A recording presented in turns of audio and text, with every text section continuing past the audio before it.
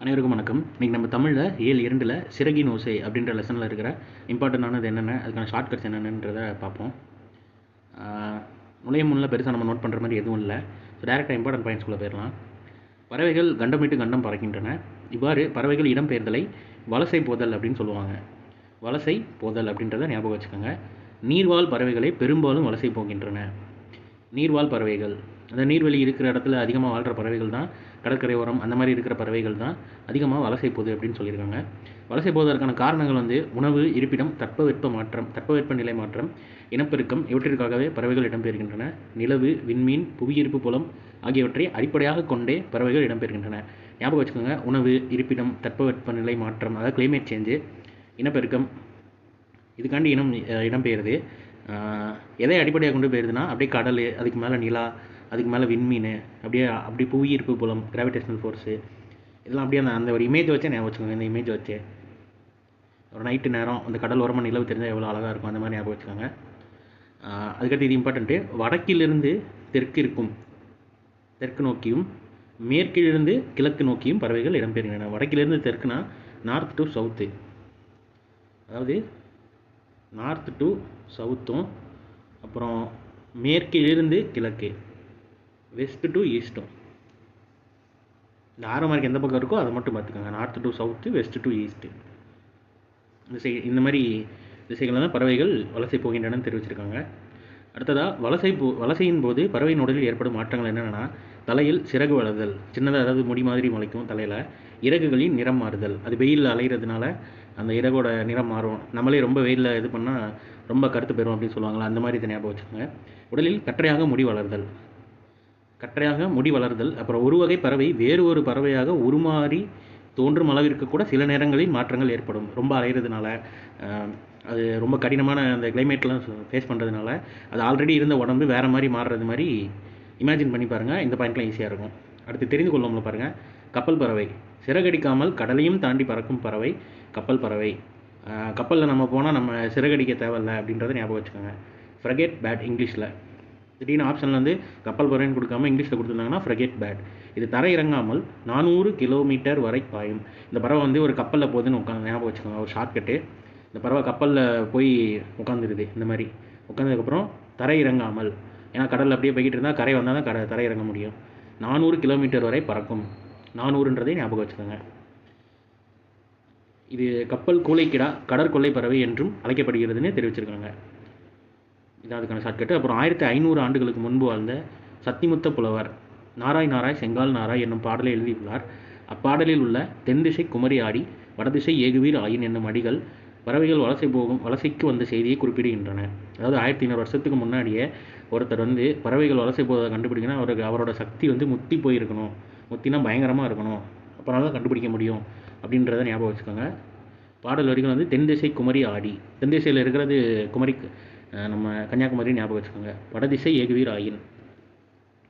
இது எங்கே இருந்துன்னா, ஐரோப்பாவில் இருந்து தமிழகத்திற்கு செங்கால் நடைகள் வருவது தற்போது ஆய்விலும் உறுதிப்படுத்தப்பட்டுள்ளது. அவர் எழுதியிருக்கிறாரு. அதுக்கேற்ற மாதிரி இப்போ ஆய்வில் ஐரோப்பாவிலிருந்து வருதுன்னு உறுதிப்படுத்தப்பட்டிருக்கு. தற்போது மெதுவாக அழிந்து வரும் பறவை இனம் சிட்டுக்குருவி.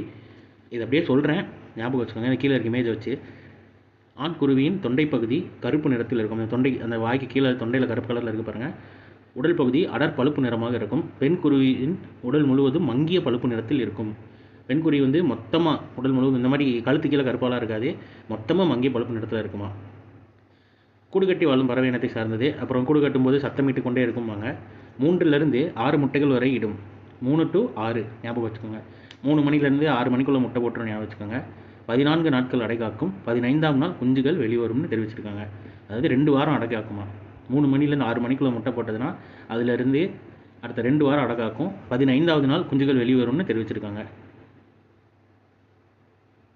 அப்புறம் துருவ பகுதிகள் தவிர மனிதன் வாழும் இடங்களில் எல்லாம் சிட்டுக்குருவிகளும் வாழ்கின்றன. துருவ பகுதினா நார்த் போல், சவுத் போல் இங்கிலீஷில் சொல்லுவாங்க. வடதுருவம், தென் துருவம். அது தவிர்த்து இது எல்லா இடத்துலையும், மனிதர் வாழ்கிற எல்லா இடத்துலையும் சிட்டுக்குருவிகள் இருக்கும். இமயமலை தொடரில் 4000 மீட்டர் உயரத்தில் கூட வாழ்கின்றன. 4000 கொடுத்தா சிட்டுக்குருவி ஞாபகம் வச்சுக்கோங்க. 400 கொடுத்தா ஃப்ரகேட் பேட். 400 கிலோமீட்டர்னு கொடுத்தா ஃப்ரகேட் பேடு. 4000 மீட்டர் உயரம் கொடுத்தா இமயமலை தொடரில் கூட கொடுத்தா அது சிட்டுக்குருவி. அடுத்து தானியங்கள், பூச்சி, புழு, அதோட சாப்பாட்டு முறை பற்றி தெரிவிச்சிருக்காங்க. நமக்கு இம்பார்ட்டன் என்னென்னா, சிட்டுக்குருவியின் வாழ்நாள் 10 முதல் 13 ஆண்டுகள் ஆகும்னு தெரிவிச்சிருக்காங்க. 10 to 13 குழப்பிக்கக்கூடாது. 3 to 6 மணிக்குள்ளே முட்டை போடுது, 14 நாள் அடக்காக்குது, 15ஆவது நாள் வெளியே வந்துடுது. அடுத்து வந்து 10 முதல் 13 ஆண்டுகள் வாழும். இது கொஞ்சம் மனப்பாடம் பண்ணிக்கோங்க. அப்புறம் வேகமாய் பறக்கும்னு தெரிவிச்சிருக்காங்க. சிட்டுக்குருவியின் அழிவுக்கு காரணம்னு கொடுத்துருக்காங்க. அதை வாசிச்சு பாருங்கள். நம்ம நோட் பண்ணுற அளவுக்கு இம்பார்ட்டண்ட்டாக எதுவும் இருக்காது. பாஸ் பண்ணிட்டு கூட வாசிச்சு பாருங்கள். அடுத்தது இந்தியாவின் பறவை மனிதர்னு கொடுத்துருக்காங்க பாருங்கள். டாக்டர் சலீம் அலி தம் வாழ்நாள் முழுவதும் பறவைகளை பற்றி ஆராய்ச்சி செய்வதிலும் அவற்றை படம் பிடிப்பதிலும் ஈடுபட்டார். இந்தியாவின் பறவை மனிதர் என்று அழைக்கப்பட்டார். இவரை இன்ஸ்பயர் பண்ணி தான் எந்திரன் 2.2 அந்த படத்தில் வந்து அந்த ஒரு பறவை மனிதர் ஒருத்தர் கேரக்டர் வச்சுருப்பாங்களோ அதை வச்சுருப்பாங்க. ஸோ அந்த அவரை ஞாபகம் வச்சுக்கோங்க. இது ஈஸியாக ஞாபகம் வந்துடும். தன் வாழ்க்கை வரலாற்று நூலுக்கு சிட்டுக்குருவின் வீழ்ச்சி த ஃபால் ஆஃப் ஸ்பேரோ அப்படின்னு வந்து பெயரிட்டுலாம் ஞாபகம் வச்சுக்கோங்க. 2.2 எப்படி அந்த பறவைகள் பற்றி எடுத்தாங்களோ இவரை பற்றி ஒரு படம் எடுக்கணும்னா இதில் தி ஃபால் ஆஃப் ஸ்பேரோ அப்படின்ற படம் எடுத்திருக்காருன்ற மாதிரி ஷார்ட்கட் ஞாபகம் வச்சுக்கோங்க. காக்கை குருவி எங்கள் ஜாதி அப்படின்னு வந்து பாரதியார் பாடியுள்ளார். சமைப்பதற்கு தன் மனைவி வைத்திருந்த சிறிதளவு அரிசியையும் முற்றத்தில் இருந்து சிட்டுக்குருவிகளுக்கு மகிழ்வுடன் போட்டுவிட்டு பட்டினியாக இருந்தாராம் இவர்னு தெரிவிச்சிருக்காங்க. அடுத்ததாக மனிதன் இல்லாத உலகில் பறவைகள் வாழ முடியாது, பறவைகள் இல்லாத உலகில் மனிதன் வாழ முடியாது. 2.0 ஒரு சீன் வரும். அந்த அக்ஷய்குமார் கேரக்டர் வந்து ஒரு சீன் எக்ஸ்பிளைன் பண்ணிகிட்டு இருப்பார். அதில் சொல்லியிருப்பார், புழுக்கள் வந்து இலைகளை திங்குது, அந்த புழுக்களை பறவைகள் திங்கணும், அப்போனா தான் நமக்கு வந்து நல்லது அப்படின்ற மாதிரி சொல்லியிருப்பார். மனிதர்களை விட பறவைகள் அதிகம், பறவைகளோட புழுக்கள் அதிகம், அந்த மாதிரி ஒரு சீன் வரும். கொஞ்சம் அதை நீங்கள் ரிலேட் பண்ணி படிச்சிங்கன்னா இந்த சலீம் அலி அவரை பற்றியும் படிச்சுக்கலாம். இது யார் சொல்கிறாங்கன்னா, மனிதன் இல்லாத உலகில் பறவைகள் வாழ முடியாது, பறவைகள் இல்லாத உலகில் மனிதன் வாழ முடியாது என்கிறார் பறவையியல் ஆய்வாளர் சலீம் அலி. அடுத்தது ஆர்டிக்னாலே அந்த வெள்ளையாக இருக்கும் அந்த பனிப்பிரதேசம். இந்த பறவை வெள்ளையாக இருக்கும் ஞாபகம் வச்சுக்கோங்க. அது இதுக்கு முன்னாடி பார்த்தது ஃப்ரகேட் பேட், அது வேறு இது வேறு. உலகிலேயே நெடுந்தொலைவு பறக்கக்கூடியது, 22,000 கிலோமீட்டர் வரை பயணம் செய்யுமா. ஒரே டைமில் இல்லை, அதிகமாக வாழ்நாளில் 22,000 கிலோமீட்டர் கூட அது பயணம் செய்யும் அப்படின்னு கொடுத்துருக்காங்க. அடுத்ததாக பறவை பற்றிய படிப்பு வந்து ஆர்னித்தாலஜி ஞாபகம் வச்சுக்கோங்க. இதுக்கு என்ன ஷார்ட்கட் சொல்லணும்னு தெரியல. ஸோ இது மட்டும் கொஞ்சம் மனப்பாடம் பண்ணிக்கோங்க. உலக சிட்டுக்குருவி நாள் மார்ச் 20. அந்த 14 நாள் அடகாத்து 15ஆவது நாள் குஞ்சுகள் வெளியே வரும்னு சொல்லியிருந்தோம்ல, அப்படியே 14, 15, 20 ஞாபகம் வச்சுக்கோங்க. சிட்டுக்குருவின்னு வரப்போ உலக சிட்டுக்குருவிகள் நாள் மார்ச் 20. இது எல்லாமே மார்ச் மாதம் நடக்கு அப்படின்னு ஞாபகம் வச்சுக்கோங்க. மார்ச் மாதம் 14 நாள், அதாவது 3 to 6 மணிக்குள்ளே முதல் நாள் முட்டை போடுது. அதில் வந்து அடுத்த 2 வாரம் அடக்காக்குது, 15ஆவது நாள் வெளியே வருது. அதை வச்சு 20ஆவது நாள் வந்து மார்ச் 20ஆவது நாள் உலக சிட்டுக்குருவிகள் நாள் அப்படின்றத ஷார்ட்கட்டாக ஞாபகம் வச்சுக்கோங்க. அடுத்த ஒன்னோடு பார்த்துருவோம். தட்பவெப்பம் என்னும் சொல்லை பிரித்து எழுத கிடைப்பது வந்து தட்பம் கூட்டல் வெப்பம்.